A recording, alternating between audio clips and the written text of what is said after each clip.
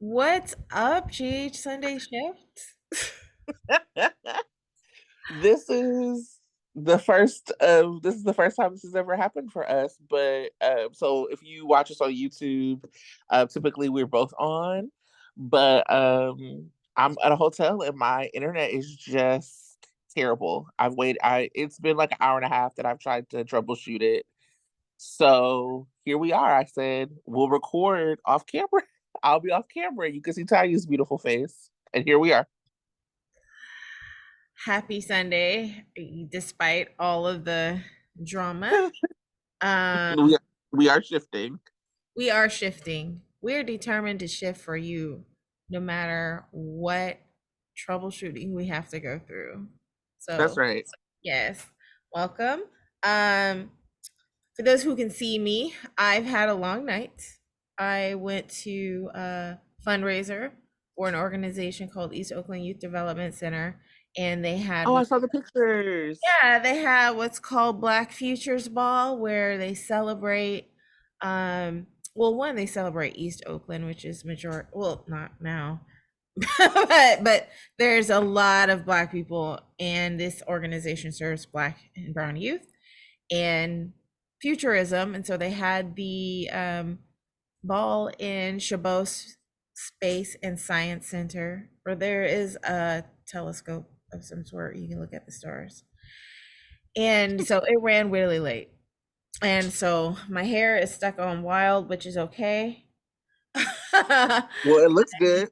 Thank you. It is a definition, the definition of wash and go. Because a lot of times you see in, social media or just talk about wash and go with black hairstyles, and it involves not just washing and going, but adding some product, maybe defining the curls and hair dryer and all this stuff. This was a wash and get out the shower. It's still wet underneath here. That's really funny. My mom and everybody like in my family is very jealous because when I wash and go, I wash and go. And go. Um, I throw a little conditioner on because I believe any conditioner is leave-in conditioner. Um, I put a little headband situation on to push it back. I just cut my hair again, actually. Oh, Um, yeah, it's always very, very short. And so I keep a little curly fro, and I be gone when I wash and go. I mean, I've been into, as people who have watched the episodes have seen, I've been into head wraps lately. Very color coordinated with my outfits. yeah. Um, but, but yeah, I've been anyway. But yeah, it looked really dope. I'm sad I couldn't go. I'm actually had some family stuff going on, so I'm in the Midwest for a little bit, and it coincided with needing to travel for work, and so um, it worked out. So I'm in Chicago right How's now. how's that Midwest weather treating you? It's okay. It was a little rainy today, actually. But the other day it was like 90 degrees. I was like, oh no, baby, where's the AC? Right. Because for us, like we ain't messing around with that heat. We like, no, no, no, no, no. It's not happening. I actually had a conversation with a Lyft driver about that yesterday, because Hmm. he and I both are from the South, and we were talking about how we probably would never go back because we were so acclimated to the Bay Area. It's just not happening. Yeah, for real. It's like once you move to the Bay Area, you just, especially Oakland, once you move to Oakland, it's just like, Mm-mm. you're like, oh yeah, I can't. You get real brand new. Like Right, I was and like, Christmas or something. we will deal with all the downsides of whatever of the Bay Area, the high cost of living, all of that, Hmm. just because the weather is so great. For real. For real. I Yeah. was home for like Christmas or something and it was cold and my friends were like, stop acting like you did not spend like 30 years here. Like, please stop this.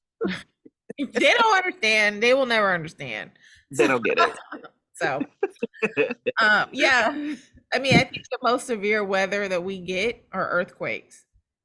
And Yeah, yeah. so we're just holding on until the big one comes and we'll deal.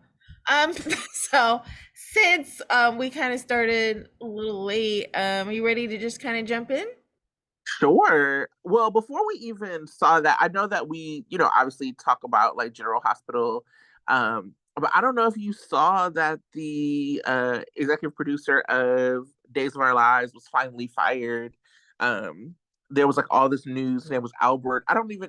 It's one of those things where you know how like you only know a name by reading it. So I think it was like Albert R or something like that. Um, anyway, he was very abusive on set, was very gross, um, treated women, and I mean, anybody who's in that, but like treated women horribly on set. And so, obviously, even though we don't talk about Days, um, Albert Alar, I think, anyway, even though we don't really talk about Days that much, just wanting to like shout out that following like cast petition and misconduct investigations, like dude is out, and that is great. He should be out. Yeah. I saw it briefly, but I didn't really know him, so and I don't yeah, so Yeah. I didn't know anything that was going on like that on Days set, so I guess, you know, sending good wishes to the fans and hoping it doesn't affect the show too. Mm-hmm. Yeah. Affect the folks who have to work there, and folks get some sort of reparation and repair for the harm that has been done to them, Yeah. whether that's cast, whether that's crew, whether that's writers. I know that they talked a little, it was like a black writer on Twitter who was talking about the way the set was. The guy who was fired, I guess, like he identified as black because I read his statement, and he kind of at the end was like, it was big, like I was about to buy NBC vibes. Like it was, I was like, what's going on here? Like, bro, you were really abusive. Right. Um, and then he just was like, it's just a shame they would do this to like a black man. Like, bro, be quiet. Um, so anyway, I just wanted to like say, we saw it. We obviously stand in solidarity with the folks who had been calling for his dismissal and are very, very happy that he's gone. Mhm. Um, with that, I really don't have too much of a recap because I typically write it right before we record, and I had been troubleshooting for like 90 minutes with my internet, so I'm straight up gonna read to you from Soap Central, like the very big highlights of what happened. Mhm. Um, so obviously there was a fight at Pentonville with books, and Cyrus had a heart attack, and Drew saved his life. Mhm. That did not stop Drew from having to go to the hole. Um, so that's happening. It's not funny, but it's funny.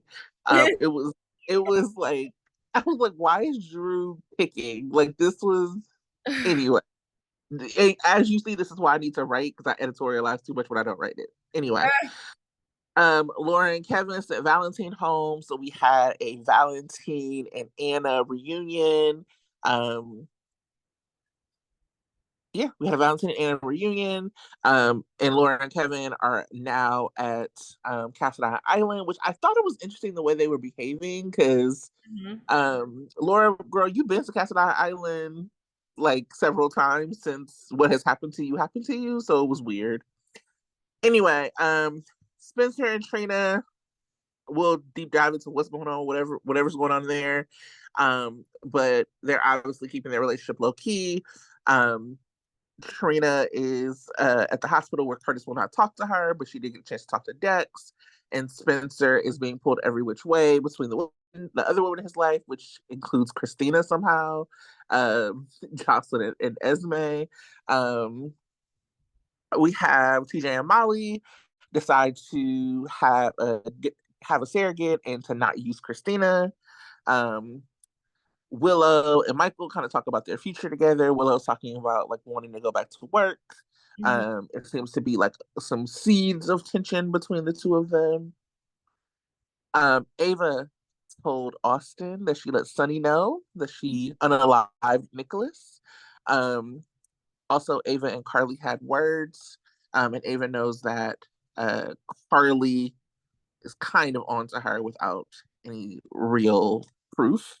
Mhm. Um, Olivia and Eddie Main. find a little bit of common ground in their relationship, as Olivia talked about her wild child days with her BFF Lois. That wasn't awkward at all. Um, Was not. okay. Cody lets BLQ know that she is, or that he is side eyeing Gladys. Yeah, I mean, those are the things I remember. Um, and I'm sure that there will be more as we talk about what's working and not working. How did you feel about the week overall?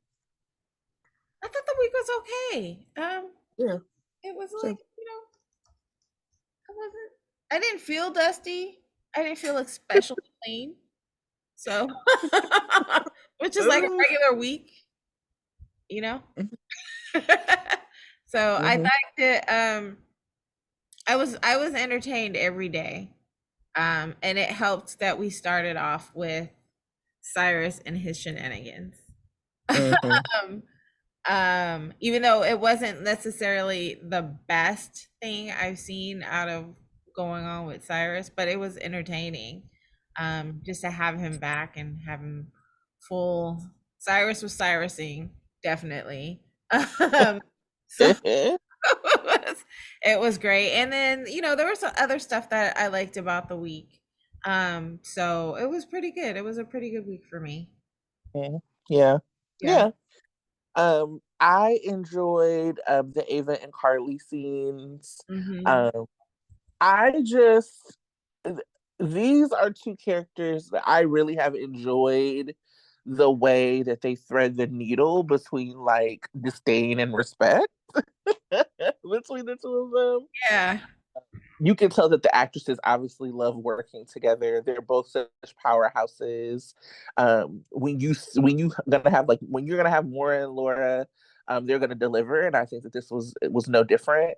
Um, like their love for Avery coming through, like Carly being like, "Girl, I know you're doing something," and Ava looking at her like, "I don't trust you enough To tell to you. have my to tell you, but I trust you with the life of my daughter." Like it's just their Yeah. relationship is like constantly fascinating me, and so I really, really did enjoy their scenes together. I I agree. I enjoyed them a lot. Or some of my other are you done with your favorite moments? I have a couple. Um, Um, yeah, I mean, I really actually liked the Trina and Dex scene. mhm. Um, I thought it was interesting. I am obviously we have been Sabrina fans from the very beginning. I have been extremely frustrated with the direction of this couple for a long time. I Right. do not understand why they're being written this way.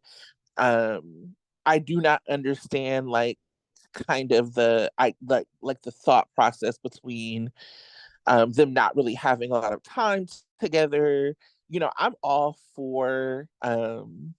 I'm all for obstacles. Like I love obstacles with my couples because it's what makes them like strong. But you also have to have like some good times to like hold on to ride out those obstacles. So I wanted to say that before I said how much I really enjoyed the Trina and Dex scenes because it was one of the first times in a long time that we just completely got Trina's point of view. Mhm. It wasn't about like what was happening with anybody else. She wasn't concerned about how it was going to impact Spencer and Ace. She wasn't worried about how it was going to impact Joss or her mom. Like it was like a true shoulder to cry on or shoulder to like lean on from Dex. Mhm. And I really loved the interaction between those two characters.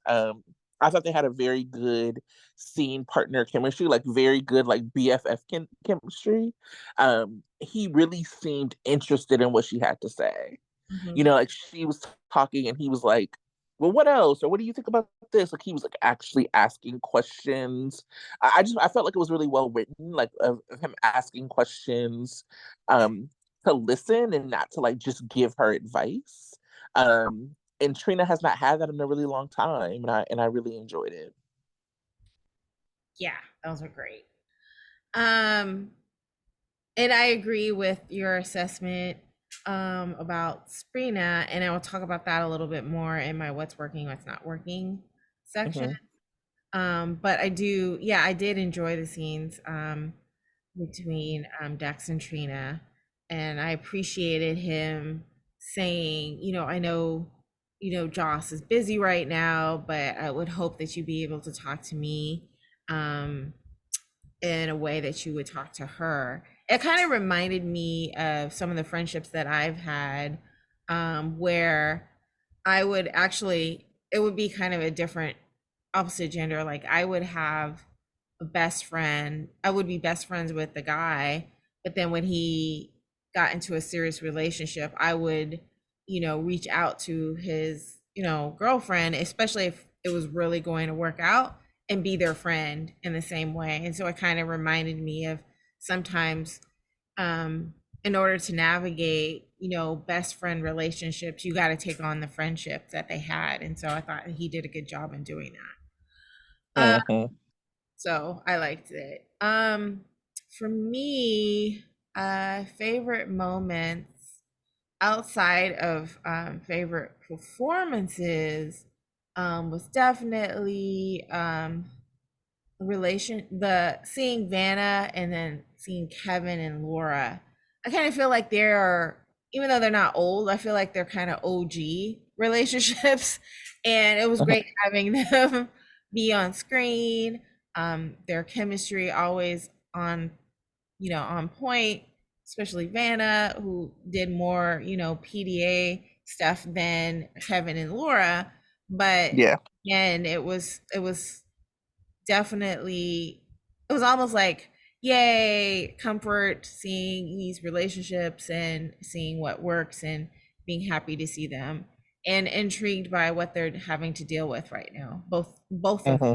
as a couple, um supporting, both of the men really supporting the women that are going through some difficult times right now, and I like that. um Mhm. so those were great moments for me. um my One of my favorite moments was the scenes between Austin and Ava, and especially the last scene. Well, all of it was basically they're trying to coming together and catching up on the shenanigans that they're having to deal with and covering up the death of Nicholas.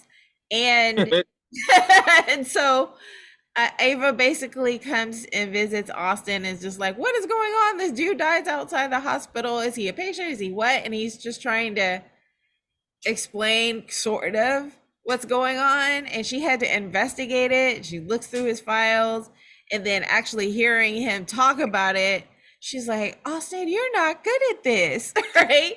And then like, you're so bad about this. And then they go on and have another scene, and it was so hot. Oh my God. Basically, she's like, they're talking and she has her little fingers on his shoulders. I was like, that was amazing. And then all of a sudden they're talking and they're like really close to each other, and then they kiss. It was so amazing. And I want to contrast, and I'm going to contrast that later with my what's not working. We all know what's not working as a couple.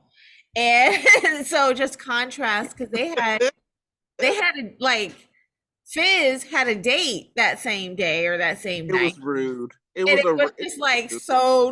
it was like so not working. And so I just want to contrast that was a really great moment and I loved it.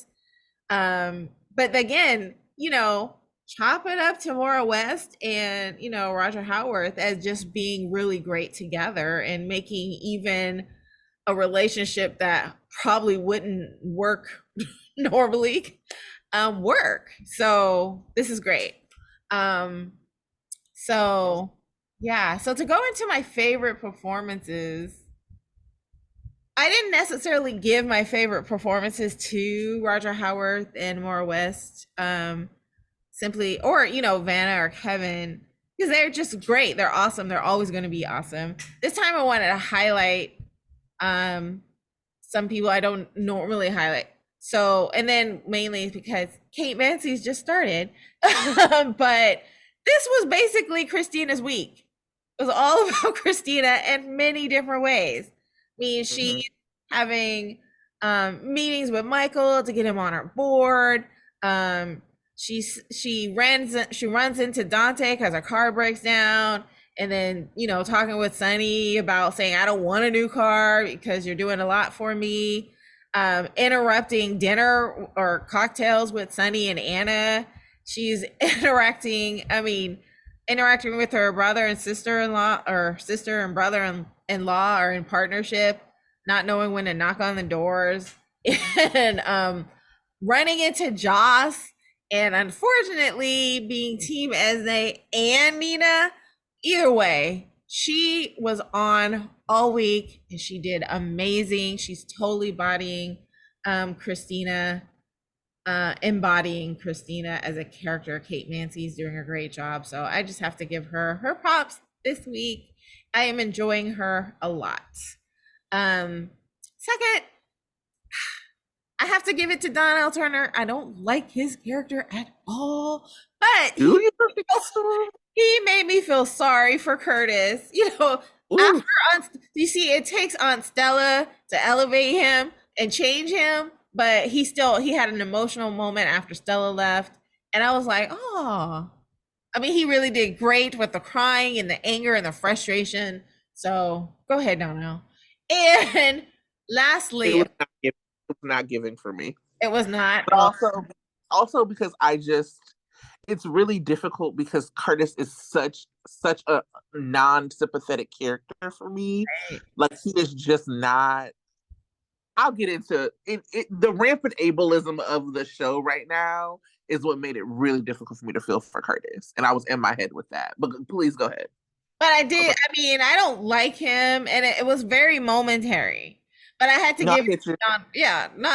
So it's very much about the performance that Donald Turner gave, because he still makes me hate Curtis as a character, and maybe that's what he's supposed to do. I don't know, but he does. So I had to give it up to him, and then of course I always give it up to Easton and Rocket Sweeto, but Leo was working it, bringing his parents together. I know it's very, much of a contrived thing to have children bring their spouses that are estranged together, but Leo is just so adorable. And so I have to give it up to Easton Rocket Sweeto. He's cute, he's adorable, and he's doing a great job. And I also heard that he was at GH Fan Weekend. I saw photos of him. And so, yay. So I'm glad that he's been, able to be a part of that big celebration and do amazing work at the same time. Yeah, I really like Leo. I think it's just like such a light with the people around him. It's like people when they know they got to be in a scene with Easton, like step it up. You know what I'm saying? They're like, look, we are about to be in a scene with the talent. Let us make sure that we have our lines together and we know what we are doing. And he is also like a driver of story. They use him really well. So not only is he very cute, he's also like very well and like very talented. He's also used very well, and positioned very well. So I've enjoyed him. Yeah, I think one scene that got to me in particular was he's in the kitchen, he's reading his favorite book about, extraordinary animals. And Eddie Main comes in and was like, oh, you're going to tell me about an animal? And the look on Leo's face was like, okay, here's this dude coming and he's trying to patronize. I could see it. He's like patronizing me right now. And he's just like, cuts that conversation short and be like, my mom was trying to help you and you made her sad. It's just like, you can't just come in here and talk to me about animals when you upset my mom. So we got to deal with that, and that's what I love that. It was just like, Leo knows, that sometimes people take him for granted or don't take him seriously, and he checks it. He was even talking about it with Olivia. He was like, yeah, I like Eddie May. He says I'm smart. And then, Olivia's like, well, you are smart. And he's like, but some people don't think I am, Yeah. So, he's a cutie. It was great. Yeah. Leo is definitely one of the things that always works for me. I would also say working for me is Vanna. as part of the reasons I didn't put them in like my favorite moments. I was going to talk about why they're working for me. I mean, I think that they are just everything that we need in a couple. Like they are interesting, they are sexy, they are fun, they are flirty. They have like built in like conflict. And so I know we're supposed to like run into some more conflict for them, but it's just built in, it's natural. It doesn't feel forced with them. I think that Finola and James are so talented. I don't think that they would ever let anything feel forced. But, Mhm. but just like by nature of who they are as characters, I like Valentine being like, you're giving me too much credit. Like I could have gone a total another way, and Right. you changed it, and changed it for me. And it's interesting because with Valentine, he really did put in a lot of work prior to Anna. Mhm. He is one of those characters who, similar to Ava, like hit rock bottom and then built their way up. And I think Anna had a lot to do with it, but he certainly made the decision on his own to build up. Like Yeah. he wasn't with Anna yet when he wasn't really dealing with Victor at like Cassadine Thanksgiving. So it's like, yeah, Anna did. It has like helped him stay on the right path, but he definitely made a lot of that decision for himself. Um, so I just think that they are so good together, and they have a stories that I'm interested in knowing more about. So Mhm. Anna is now in on the Pikeman stuff. I think she's going to be upset about it. Um, like I don't know if she actually was like the target, because people keep saying, "Well, Curtis wasn't the target," and I'm like, y'all don't know that I mean, I'm guessing because they keep saying it like that it must be true, but Yeah. Curtis has been entangled with the mob with Selena Wu. So it's not like he's just some sort of innocent normie bystander. He actually could have been the target. Yeah. Um but anyway, I'm guessing that's not the way they're going with the story. Um, but yeah, we don't know if Anna's the target. We don't know what's happening. We don't know why it's happening. So there's like some intrigue to the story as well. And I just think that that is what makes Vanna work. That there's always some like they're like both story generators, and they're both people that I'm excited to see when they come on screen. So Vanna is working for me as always, but particularly last week, and thinking about what they have coming up on the horizon is working for me. Awesome. Yeah. Uh, Also, working for me, I love Carly owning Kelly's. Like I love it. It's so good. I love her just like being the new Ruby. Like I enjoy her just in her freaking blazer and like Carly, get an apron. Like what are you right. doing? Overdressed. Like still. Uh, Um, her hair is still looking awesome. It don't matter. It don't it's matter if she's amazing. working in a diner. She's gonna look like she belongs out of Nordstrom. It doesn't For matter. real. Carly's like, I don't care how much money I got, I'm about to have that rich bitch hair. Right. Um, and I really liked it. But I think that it's also just like for me as a Carly fan, like interesting and exciting to see um her like build something else. So like we know she built the Metro Court into like kind of the powerhouse establishment with Olivia that it is now. So I'm hoping with Kelly, she's able to keep the kind of like historical value of Kelly's, like the thing that we love about it, that we see in this restaurant. This restaurant is a character on the show, you know, as much as it's like the hospital and Kelly are like staples of the show. So I'm looking forward to seeing what they do with it, and like hoping that they keep like what we love about it, and also that Carly is able to show that she's a badass businesswoman who can build another business out. So really enjoying her as the owner of Kelly's. What Yeah. about you? So again, I've what I talked about, Jolt is working for me, and I probably won't go into much more detail except it's one of the couples, the new couples that's working for me. I like that we like this week seemed to be about strengthening relationships. It's not so much about some, you know, big plot or a big, shooting or something like that. It was all about talking about relationships, strengthening relationships, getting back to us focusing on that. So I really liked that part of the week.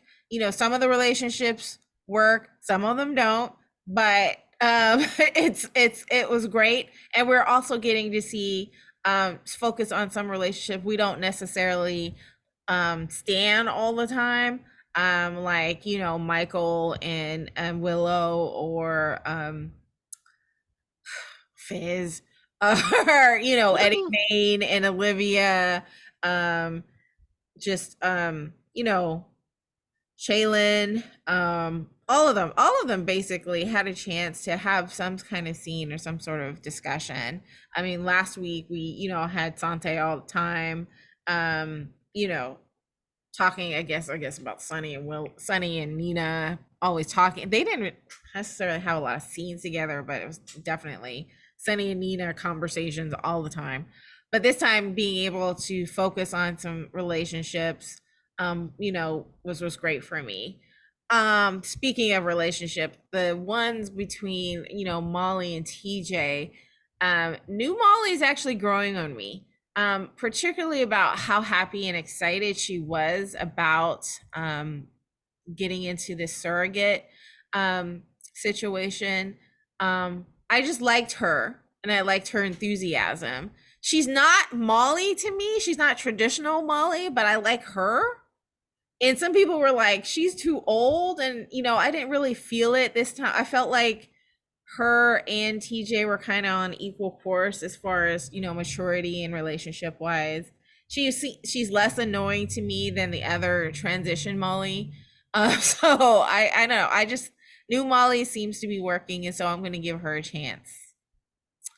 Yeah. Yeah, I mean, I don't have any use for Ray Lansing's kid by any means. So they could really kill Molly tomorrow and I would be fine with it. Like I'm just whatever. I think the actress is fine. It's hard to see her as Molly, Yeah. or whatever. But also, we rarely ever saw Molly. Mhm.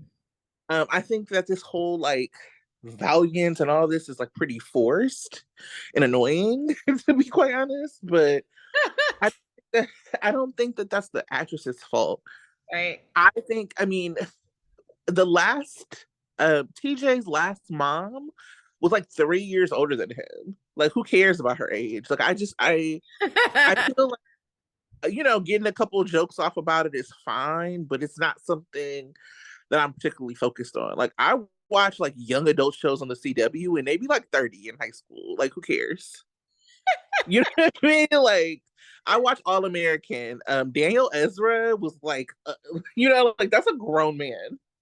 Um, like Molly being whatever age, especially in like a genre where we suspend disbelief all the time, I do not care about. Like I just cannot bring myself to care.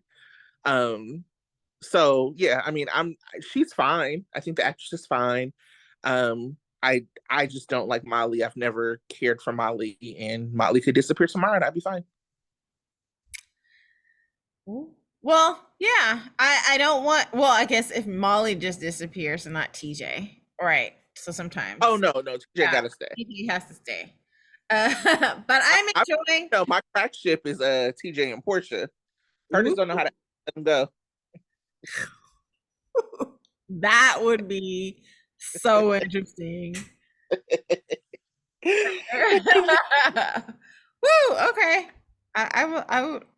Ooh, I would enjoy trying to see how that they would pull that off, but it doesn't seem to be happening right now. And for now, I'm giving New Molly a chance, so let's see what happens. Um, what doesn't work. So let's go back to Fizz. Okay, so on Friday, God. their date.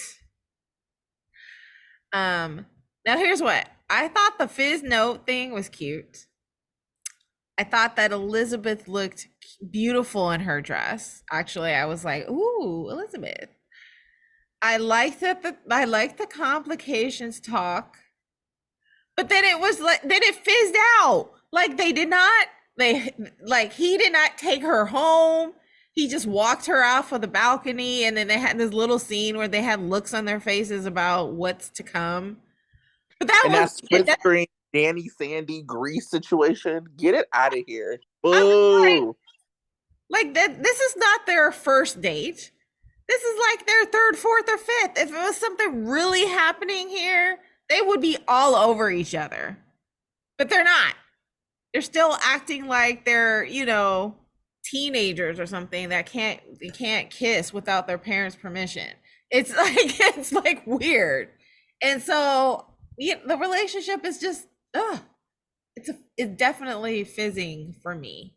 I And think let me just, I think they're better off as friends because they be having some great conversations, but that's it. I would be fine if these two characters never interacted with each other again. They are terrible together. And it is particularly offensive to me because we've seen both of these characters like thrive with chemistry with everyone else. Okay. Like, whatever, Michael Easton is who he is, like, whatever. Like, I am not invested in the Finn character. Um, yeah, I'm just not invested. Um, as far as Elizabeth, like, I've never been an Elizabeth fan. You know this, everybody knows this. And Elizabeth be having chemistry with people. Yes. You know what I'm saying? Like, she is kind of a chem magnet. Like, she's always like, Becky comes through. I remember the unlikely chemistry that was like between Becky and Roger. Like, Becky always comes through with chemistry in these relationships she's in. Becky and Rick Hurst, like, Yes. like, so to see her in this fizzling relationship is ridiculous. And it's also just like, I don't know how they're trying to play it, but this, like, these shy glances and please stop. Painful. It's painful. I'm tired of looking at it. I don't want to see it anymore. Stop. I cannot even wrap my mind around why they tried to reboot this couple. It's not good. It's not. Okay. I think we've beat that horse dead. It's gonna come back alive though next week. So Right. I wish that we could beat that horse dead. it's gonna come back alive. The biggest, excuse my language, what the fuck moment for me was Spencer choosing to go and spend time with Esme when Jocelyn was like, why aren't you with Trina right now if she's your priority? I was like, so first of all, I don't like this direction that, like you had said, that Sprina is going in. What I find intriguing and funny is Christina getting in the mix. I don't like that she's team Esme. I don't like that she's team Nina, but I'm liking the drama that she's and how she reacted. Actually, I should have wrote that as my favorite moment when at the end she suggests to Spencer that he go and hang out with little baby Ace and Esme, and he leaves. Then she turns around and winks at Christina and was like, sorry. I was like, oh. So I love that because I feel like Joss and Christina are like, Christina can totally, wipe the floor with Joss, I think, because she's just been through life. But them having that rivalry. Them as rivalries. I think that Josh needs a rival. I think that this, like, points to why there needs to be a more, like, a thicker YA scene, right? Like, that isn't Esme, that is just like some fun.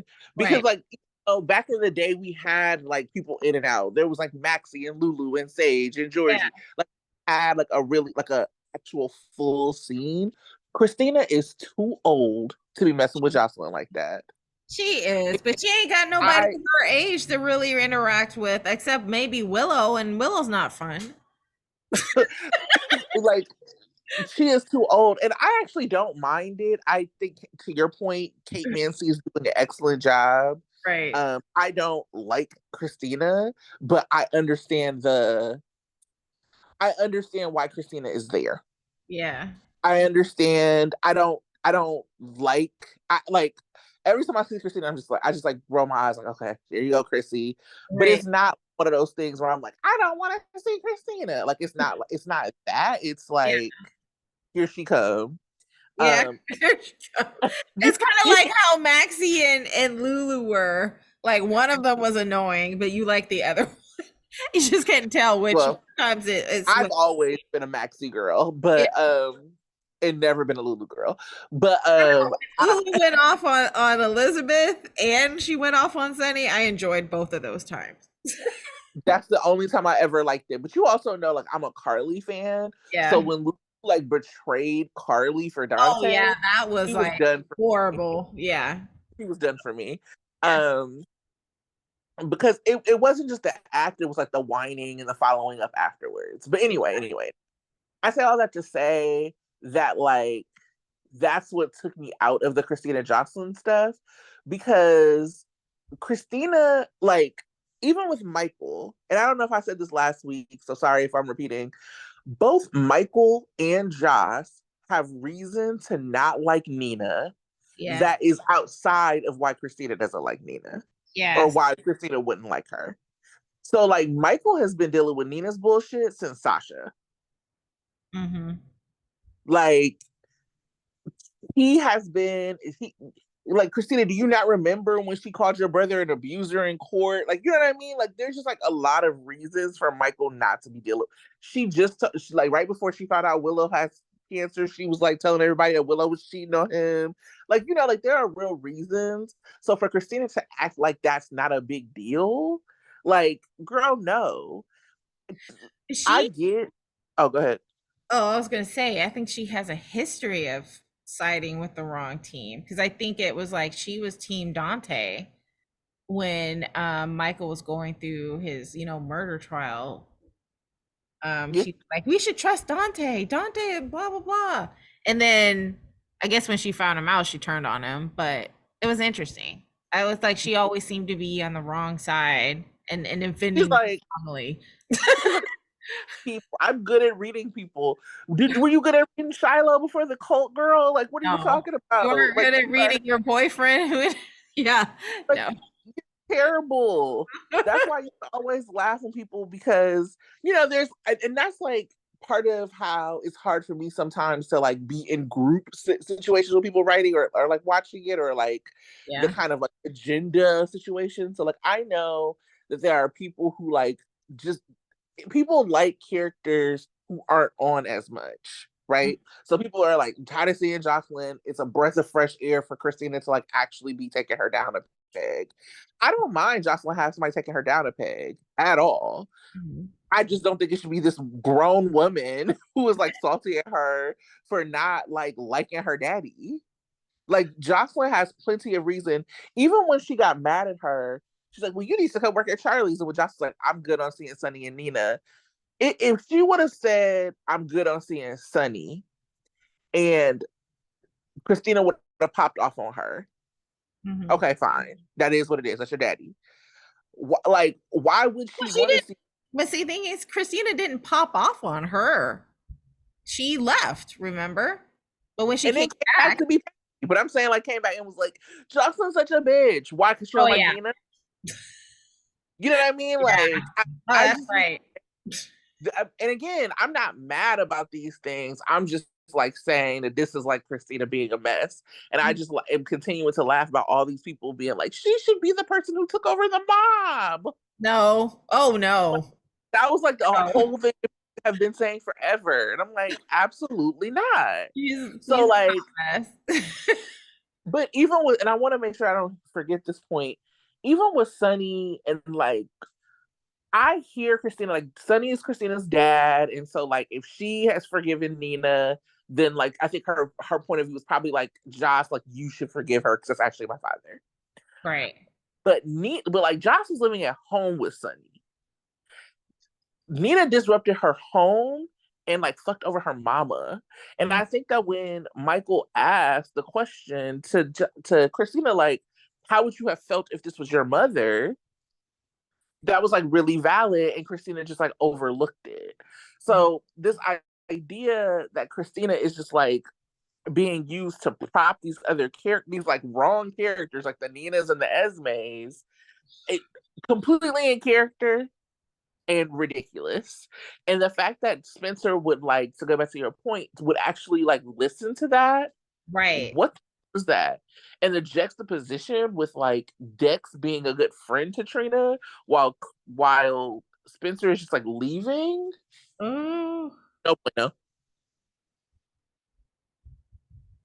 So the writers are messing up and just like, I know these are new writers. So, but we were hoping with the new writers we would see more of Spencer and Trina, but it doesn't look like it's going that way. And so that just was like, I was just like, what? I was literally cursing like I did here. I have a big WTF next to my note on this. Just was like, I was jaw dropping. And I just like,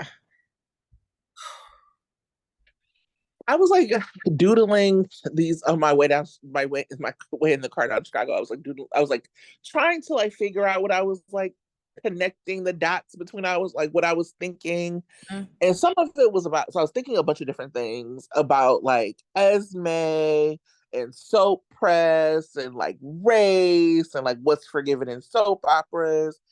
And so it's interesting to me, like I think there's a lot of agenda whatever with like the Trina versus Josh versus Esme situation, right? And so a lot of like the anger towards like the writing for Trina for a long time, even now, but not as much, was directed towards Josh and not Esme. mm-hmm. And I get that. Like, I think as a viewer, people are like allowed to be mad at whoever they want to be mad at. Viewers have the right to be mad at whoever, like whether it's agenda or not, like you can, like viewers are allowed to do what viewers do. But I think that there's like a responsibility of like soap press or like people who actually write about this shit or like cultural commentators within the soap world to actually like reframe the conversation in a way that's interesting, in a way that's like fresh and new. And so I remember kind of following the Esme stuff. I really didn't like, even just like with the drugging, I didn't really see a whole lot of like conversation from like actual publications or like people who like are actual cultural writers for soaps outside of like the conversations that we would have on Sunday Shift about why this was messed up.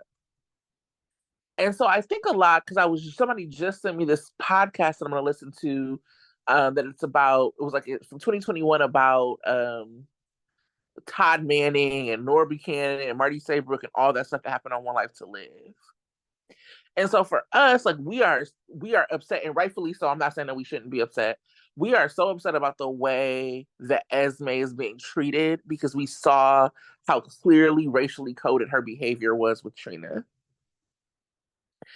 But and I think that soap writers are like, yeah, and we forgive rapists all the time, and we forgive, you know what I mean? Like I honestly don't think that soap writers believe that this was as big of a deal as we believed it was.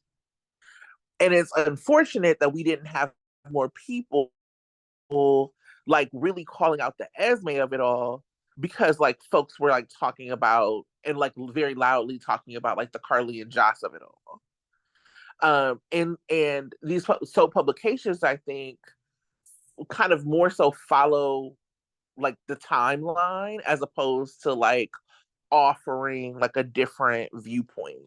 So I think the timeline is what the timeline is. Like people who are just like watching the show for sport, like get to say and have whatever conversation they want to have. But I think specifically around soap publications, and this is in a different way, but something similar. Like people were mad at Soap Opera Digest or whatever for not calling out this guy from Days. Like that kind of happened around like Deadline and all these other non-traditional soap, like non-traditional soap outlets.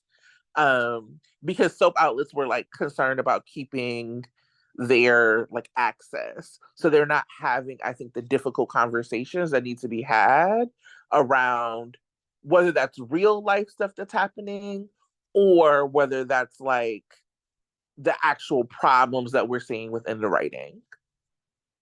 I don't know. What do you think about that? That was, I said, a mouthful. These were all notes I had written. Like I scribbled them. I was thinking about this on my way down here.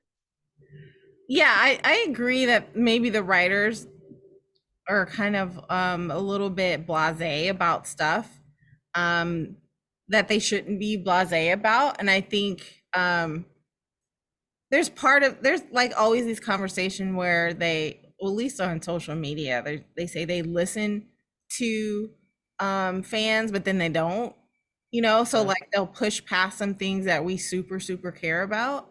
But I think on the, it's a little, I wouldn't say naive or anything, but I'm thinking given that soaps in general are so tenuous, like there's always a fear that they're gonna like be scrapped at any minute. I would think some sort of fan service is important. And so mm, taking, taking the issue of Esme seriously is something that they should really consider, because there's just a lot of people who are not feeling this, revamping of Esme to make her better. I mean, we all respect, Avery Pohl as an actress, and if you could find a way where it's like swallowable for us mm, to have mm. her there, fine. But having Esme be there, that's not cool. There was somebody who wrote an article about what characters need to be gotten rid of.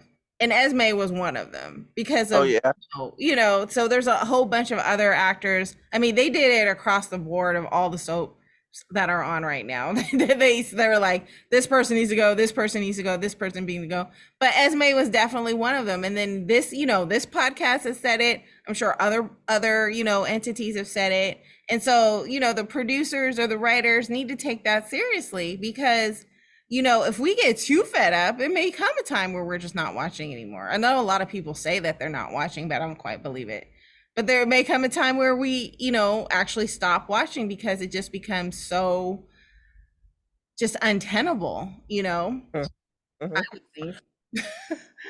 I think I think that part of what I think that I'm more so because for me, you know me, I'm very much like, what is the heart of the problem? What is the root of the problem? How do we like, and who is listen? Who's actually the people who are taking it into account and listen to?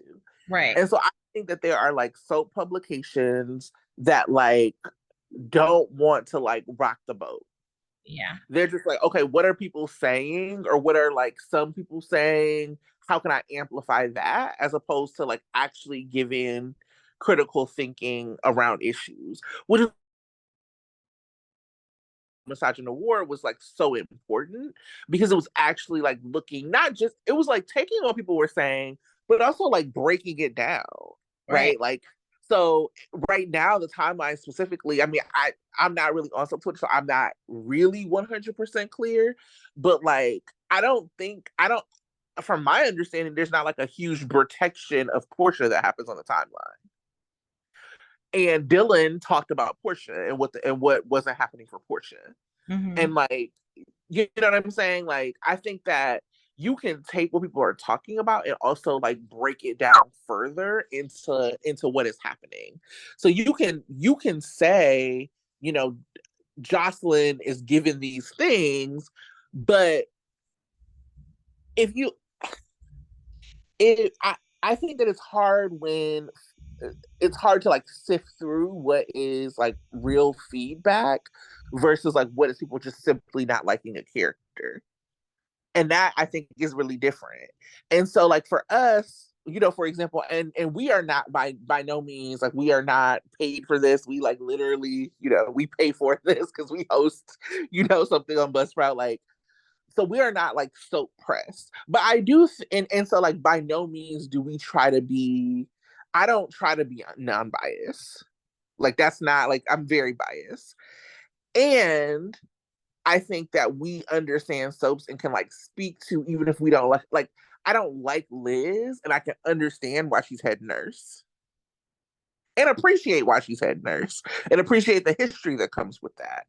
And so, like, if there's like such a bias in the way that fan feedback is coming, and that is the only thing that soap publications are picking up with no nuance, then like what do you listen to? Who do you listen to? I specifically remember coming out of the like Esme drugging Trina at the cabin. I specifically remember some of the biggest draggings happened to Jocelyn. Do you remember this? It was like people were mad because Jocelyn didn't check on Trina. And I saw like the blaming of the writers for like drugging Esme, or for like the drugging thing with Trina, but like the dragging of the character was really more so Jocelyn. And I think that there's like that agenda again around like people not liking characters that gets in the way of like sifting through like a hashtag, for example, for like feedback, because social media is really built on interaction. It's built on I like this, you said this thing, I'm trying to get likes. And so if I know I'm on a platform where everybody loves one character and hates another, like it is easier to get caught up in talking about those characters. And so for me, I put the onus again back on soap publications to like provide context and nuance for the conversations that are being had, so that like that is kind of the stuff that rises to the top of of of of feedback, if you will. I don't know, maybe I'm wrong, maybe I'm just tired. But for me, that's just kind of what I was thinking. Yeah. But, I don't know how that's going to change because just like you said, they don't want to be out of favor. Right. They want to have access to the actors and the, producers to get the scoops and all that good stuff. So, Mhm.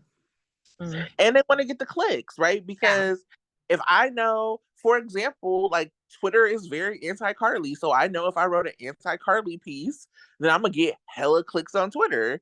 And right. like the reality is that like a lot of these publications are built on, right or wrong, like capitalism is what it is. Like I Hmm. need eyeballs on my stuff.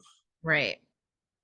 Um, yeah, I saw something that was about like why is it just Jex having sex? And I'm like, yeah, that's actually a valid question, but it's not like it should be it should I don't know. Like it's a valid question. I didn't really read the article.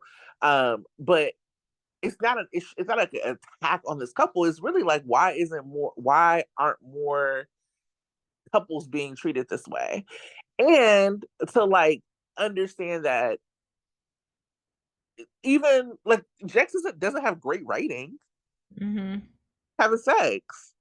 Like they their first like chemistry test kind of was in a dumpster. Like you know what I mean? Like that's not great writing.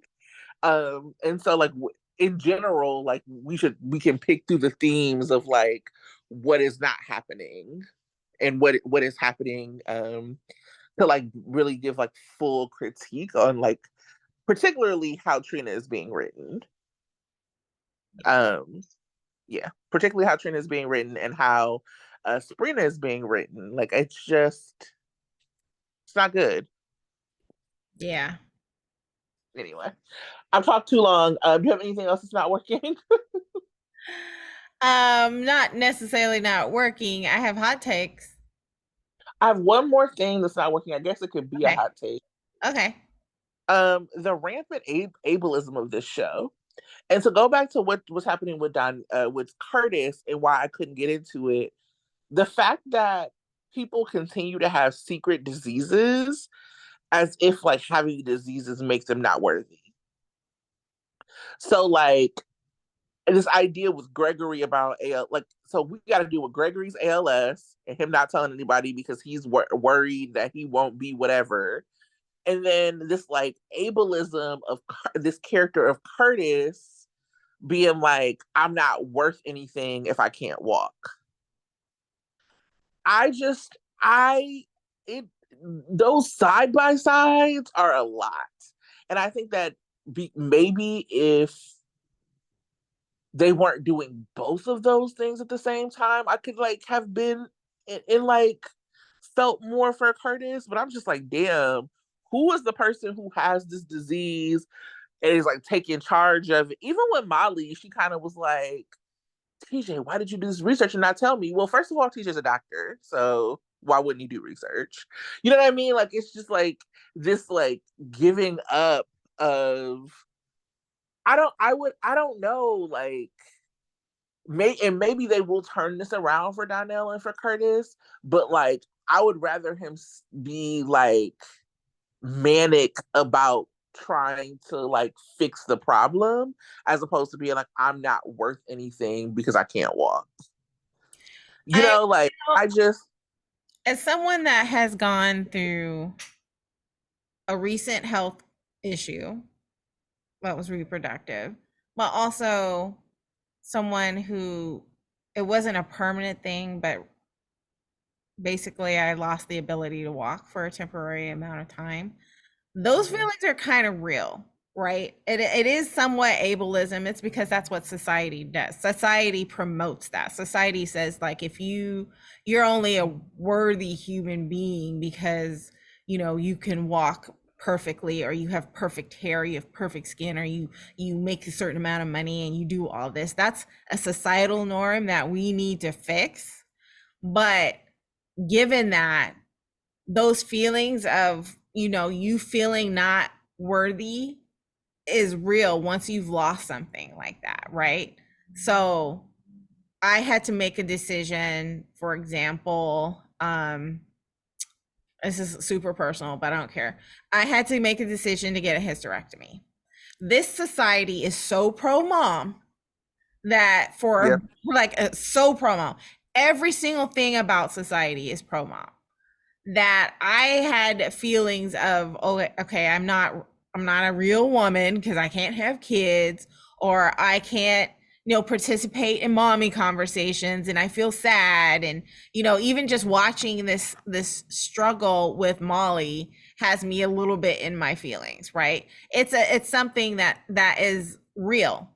And even though we don't necessarily need to be promoting that kind of feeling, I think I kind of feel when I see that, it makes me feel less weird or abnormal to have those feelings, um 100%. it's a little bit, I want to say validating, but it's more like, okay, No, that's I experienced that that's too. right. Yeah, that's right. So, but yeah, we don't necessarily want to promote that though. We don't need to have society constantly telling us that the society is right. We're not normal if we can't walk, or we not, a woman enough if we can't have children. But it's a real thing. And so, Hmm. seeing it, that's why I kind of felt for Curtis, because I had been in that situation. It wasn't permanent, but I had been in his shoes. And it's very scary, daunting. And yes, in the ableist society, we feel less than. Um, Hmm. I remember one time I was, on crutches, and I was getting on the bus, and these little kids are like, ah, look at that cripple. And I just like, I know that these are little kids. I know they ain't got no sense. I know that they're wrong. And I know it's horrible to feel wrong about not having a disability, but because there are people with disabilities that are so much more stronger than me, that are doing great things. But still, those feelings that came up for feeling sorry for myself did happen. It didn't Yeah. last long. It didn't last very long, but it did happen. And I'm hoping Curtis feeling sorry for himself doesn't last too long too, because it's gonna get, like I said, I mean, we're not gonna like it too much. I already don't like him as a character. I feel for him for that tiny minute. I don't like him as a character. So if he wallows in that feeling for too long, it's not gonna work. Yeah, I get what I you're think saying. everything that you said is like on point, and I don't even mean it that like it shouldn't have happened. I think that having it continue to happen Mm-hmm. with this secret illnesses, Willow's cancer, Yeah. like this, like ALS, and so like the ALS storyline happening alongside the Curtis storyline is Mhm. what caused it to be too much for me. I think Mhm. I do I do understand. I remember I as a social worker I had like just years and years and years ago, I had a client who was shot, and I like was with him through a lot of his rehab, and like when he found out he couldn't walk, I was like in the conversation. Like I remember all of that. And that was never like like what I was supposed to be doing for work. This is like a thing that happened to one of the clients who was like on my caseload, and then I then became part like a bigger part of the conversation, but that wasn't necessarily what I had to do. So Mhm. I was like, I've seen and not felt in that way, but definitely understand that people feel that way. I just think that like the constant like, oh yeah, I'm not gonna be a good grandfather. I'm not gonna be a good dad Right. if I have LS. Oh, like I can't be a dad to Trina. I'm not a real person. Like don't talk to me if I can't walk. Like it was just like those two messages, especially with ALS being so personal to me. Like Mhm. I just couldn't. I don't know. It was really tough.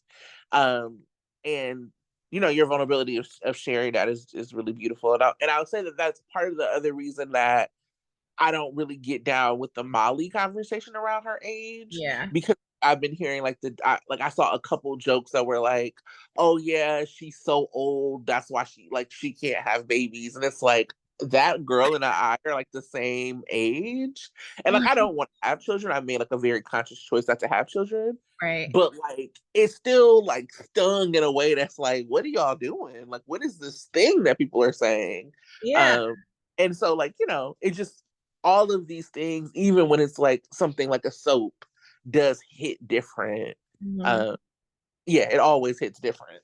All of the feelings are, yeah, that we're talking about are valid. The fact that there's just so much, like you said, ableism happening at the same time as really confronting real feelings that happen is very valid. And I'm hoping that there's a balance. Hope springs eternal, that the writers know the balance of sharing all of these experiences and not weighing too heavily on one or the other, because they're gonna turn on and off certain people when they do that. So, but yeah, this was Right. a great conversation. As we talk about soap, we like talk Right. about But see, that's what it is. It's real life, yeah, so it's reflecting real life, and you're gonna have some deep conversations about what's happening. And so that's the joy of having soaps. And I hope that's something that's always kept in mind when big wig producers are deciding what shows to cut and what shows to keep. that's Um, right. yeah. That's right. So, um, Tell okay, me, so I'm gonna go hot into take. hot take. And sometimes I delete my notes from last week and sometimes I don't. So I don't know if this happened this week or the past week, but I wrote a note, hilarious, that Sonny was talking to someone. I can't even remember. He said, "I always have time for you." And in the back of my mind, I'm thinking about, yes, because it is in Maurice's contract to have a lot on his Ah, plate and to have time for everyone. And so I was laughing at that comment. It was hilarious to me. Um, really funny. yeah. I was like confused about Brooklyn being so adamant about Sasha being in Ferncliff, because like Ferncliff is like the criminally insane, like that's like the Right. one a little bit. So it was like it's not even like she's in Shady Brook. So it was just like really interesting to me. I was like, damn, okay, Brio Q starts dating a cop and gets hella carceral. Like, what's going on here, sis?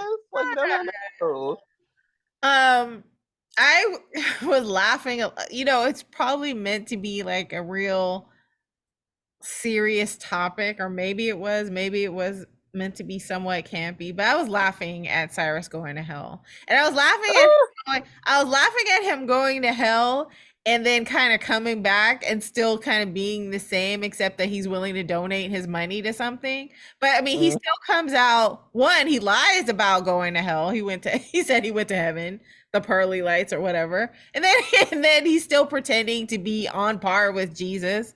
I'm just like, dude, you've not learned anything about that experience, except I guess maybe somewhere deep down in his crazy little heart he took a hold of one little lesson and decided to give out his money away. But even that, it's not necessarily really making a change. But so Cyrus still being Cyrus, even though he went to hell, it's hilarious to me. Um, and yeah, there's the question of who is he afraid of? And it made me think that maybe it is the Gatlins, whoever they are, because he, Oh, singled out Gatlin Holt and was like, "I'm gonna pray for you and your family." I heard that specifically after he talked with Austin, and so maybe it's the Gatlins. I don't know, but that whole thing was you, funny. I did not catch that. Look at you. Yeah, wow, I didn't even catch that. Mhm. Um, I have a whole lot. Trying to find the other. I only had like two more notes and I can't find them. Okay, well, Oh, go ahead. this like I just find it to be this idea of like LGBTQIA plus. Like, okay, you want to have all the initials, but you're not gonna have none of the queer people. Like, what are we doing? You know what I'm saying? Like, I want Terry on this board. Like, I want like, what is going on? I just, it's like such a bad spot of representation in GH. Like such a like they went backwards in representation for Mhm. this community. And so to then like hear them continue like to like bring in some random person to like tell their story instead of like Terry telling her story or like, you know what I mean? Just Oh yeah, that's crazy. like Brad maybe like having a conversation with Christina and like running into her, like whatever it is, like, it's just Yeah, like like I Tina was should have ran to Terry. That should have been her first call. yeah, I wasn't a fan of that. I just and in general, I like this like Nina propping from Christina. I'm just like, please stop. Like, just this. It's a no. Like, But it Nina's could be so again. proud of you. Again, it could be again the build up to her biggest fall. Like everyone is slowly but surely coming around when it comes to Nina, but when it comes out, when the stuff hits the fan, because I was gonna curse, but I thought about it because I already cursed already today and it's Sunday. But anyway, when it hits the fan, everyone's gonna be like, Nina's horrible. Fingers crossed. Well, I do wonder if Christina will care.